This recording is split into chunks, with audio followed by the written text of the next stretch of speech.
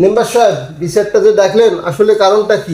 আও চেয়ারম্যান সাহেব, আজকে বিচার হলে সাকিবের উদ্দেশ্যে। এবারে তো দেখতেছি আসলে মূল কারণটা কি?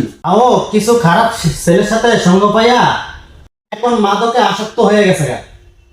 যেই মেইন গোড়াটা তারে বার করতে হবে। আরো শুনতেছি এলাকার যুব সমাজ ধ্বংসের পথে চলে যাচ্ছে, ওকে আসক্ত হয়ে যাচ্ছে। যেহেতু চেয়ারম্যান সাহেব আমরা গোড়াটা যখন ধরতে আছি তে উপস্থিত আছে তার জিজ্ঞান। সাকিবের কাছ থেকে শোনার থেকে সাকিবের মায়ের কাছ থেকে শুনি সে আগের থেকে কত পরিবর্তন হয়েছে।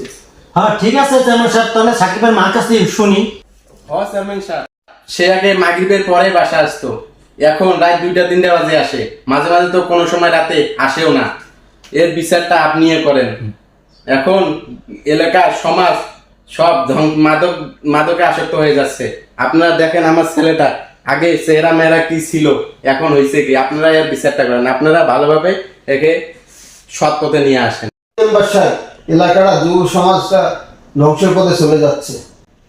তাই তো দেখতেছি এলাকাটা পোলামাটি সব নষ্ট করে গেছে। ছোট ছোট পোলাম গুলা গাঞ্জা মদ যে ডলে ডলে গাছতলা ডলে দেখতেছি আম গাছতলা পিচ্ছি পিচ্ছি পোলামাটি শেষ। এটা একটা ব্যবস্থা করতে হবে। আর প্রত্যেকের এলাকায় এখন যেখানে এই আড্ডাগুলো বসে, প্রত্যেকের বাপ মার উচিত ছেলে কোথায় যায় দেখা উচিত।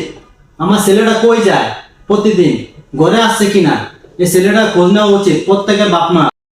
আমরা মুক্ত একটা সমাজ চাই, আমরা হাতে হাত মিলে কাজ করব। আমরা সবার বাপ মারে বলবো ছেলেদের কে কোথায় গেছে খেয়াল রাখার জন্য, করার জন্য, সুন্দর ভবিষ্যৎ ছেলে মেয়েদের করে দেওয়ার জন্য। ধন্যবাদ। ইনশাল্লাহ, ধন্যবাদ সবাইকে। সবাই ভালো থাকবেন।